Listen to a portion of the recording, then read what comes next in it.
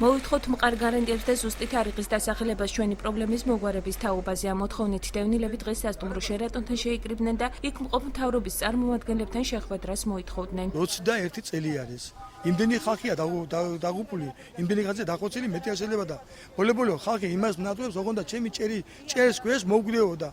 არ ვიცი ეხლა თუ იმდენი გაჭირებულებია ამ ქვეყანაზე, რომელი ნატოში გვინდა ჩვენ მიგვიღონ და რომელი ევროკავშირში მიგვიღიმე, როდესაც იმდენი გაჭირებული ხალხია დღეს. დევნილები რამდენიმე დღის წინ ბათუმში მყოფ დევნილთა და განსახლების მინისტრს შეხვდნენ, რომლის დროსაც მათ დარახველიძემ საკითხის დროულად შესწავლა და ახლად აშენებულ კორპუსებში საცხოვრებელი ფართით დაკმაყოფილება აღუდგა. გარანტიას ითხოვენ თარიღს, ამბობენ, როდის ამდენ ხანში 4 წელი არ აკმაყოფილებთ, 3-ზედაც არ თანხმდებიან.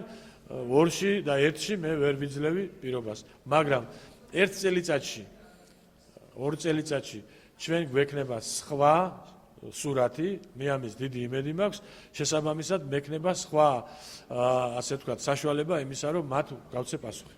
დევნილები მინისტრის დაპირებას საეჭვოდ თვლიან და მყარ გარანტიებს ითხოვენ. დევნილთა მინისტრი ჩამოვიდა და როგორც ყოველთვის შეხვედრაზეც გააკეთა ძალიან არაადეკვატური აზრი, განცხადება, რომ გითხრა, რომ ჯერჯერობით აბსოლუტურად არანაირი კონკრეტული პასუხი ჩვენთვის არ ქონდა, ვერაფერში აბსოლუტურად ჯერჯერობით ვერ დაგვეხმარებოდა.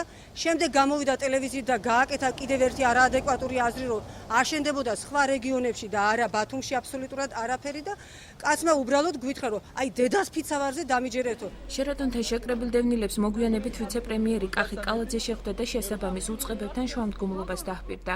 ზოგადად მაგ მიმართულებით მუშაობა დაწყებულია მთელი საქართველოს მასშტაბით, იგეგმება საცხოვრებელი კორპუსების აშენება იმისთვის, რომ ყველა ტოლვილი, ვინც ჩვენ გვყავს იძულებით გადაადგილების პირები, იყვნენ დაკმაყოფილებული საცხოვრებელი ფართით. ყოველ შუამდგომლობა ბატონ დარახველიძესთან და ჩემზე, როგორც ვიცე-პრემიერზე, რაც არის დამოკიდებული, მაქსიმალურად გავეხმარებით. აჭარაში მცხოვრები დევნილები მოთხოვნის დროულად დაუკმაყოფილებლობის შემთხვევაში აქციების გაგრძელებას გეგმავენ.